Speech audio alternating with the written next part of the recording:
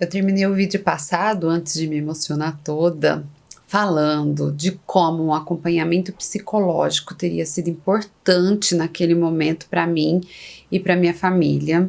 Mas eu quero aproveitar a deixa e dizer o quanto é importante em qualquer momento a terapia pra gente poder falar, expressar, revisitar e ressignificar muitas coisas que ficaram na nossa história. E dando sequência à minha, por conta da reabilitação, eu não quis mais ir para a escola. Como eu contei no vídeo anterior, nos dias de consulta e fisioterapia que eu tinha que ir para Ribeirão Preto, eu tinha que acordar muito cedo, passar o dia inteiro no hospital. Nós ficávamos sentadas, às vezes, no chão, na grama. A gente levava cobertores, porque às vezes estava muito frio à madrugada, e depois a gente deitava com eles na grama, esperando dar o horário para vir embora. Eu, às vezes, fazia minha ronda pelo hospital, que é enorme.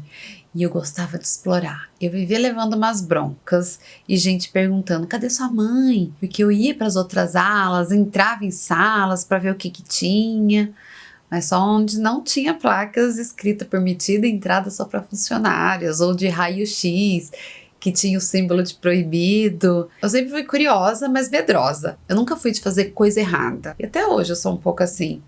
Acho que por conta da criação, eu tinha medo de fazer algo errado e alguém contar pra minha mãe e eu apanhar.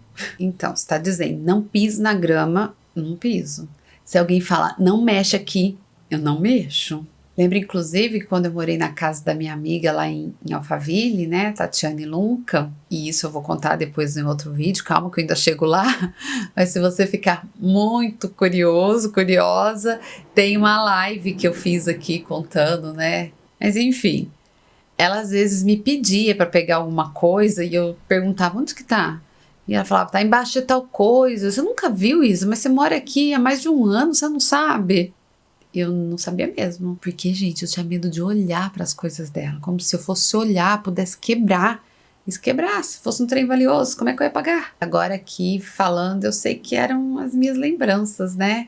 Que eu poderia apanhar se eu fizesse algo errado. Então eu não mexi em nada, nem se fosse lixo, sabe? Se for uma garrafa descartável, se você não me pedir para tirar, eu não tiro. Muita gente, inclusive, já me taxou de preguiçosa.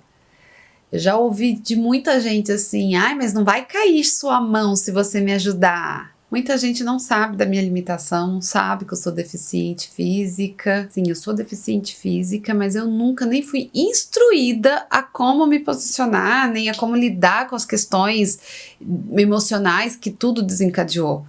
Foi só estudando a psicologia e entender sobre os direitos humanos e o que vivem pessoas com deficiência que eu fui capaz de olhar para minha história e perceber quantas dificuldades eu tenho, quantos preconceitos e julgamentos eu vivi por não saber me posicionar ou entender comportamentos. E olha, eu tô falando de uma pequena deficiência que me limita em algumas coisas, me dificulta algumas coisas. Agora, você imagina pessoas que têm outras condições, né, de locomoção, audição, visão, como é com elas? Falando de comportamento, por exemplo, esse que eu falei lá da casa da Tati é uma coisa minha. Eu lembro que umas amigas lá do bairro um dia me falaram que perguntaram para ela como que estava sendo me hospedar e me falaram que ela respondeu que parecia que eu nem morava lá. E era assim mesmo que eu me sentia. Não por ela, que foi super acolhedora sempre, mas pelas minhas crenças, pelos meus medos.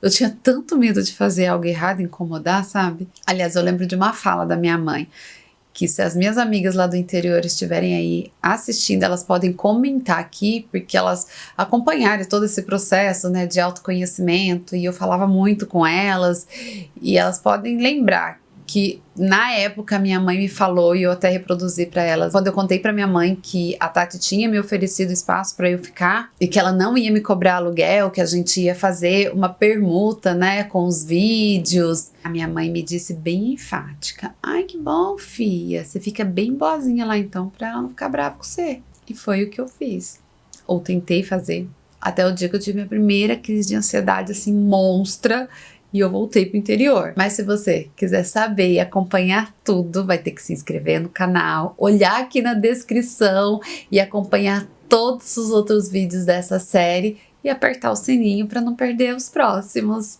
Te espero. Tchau!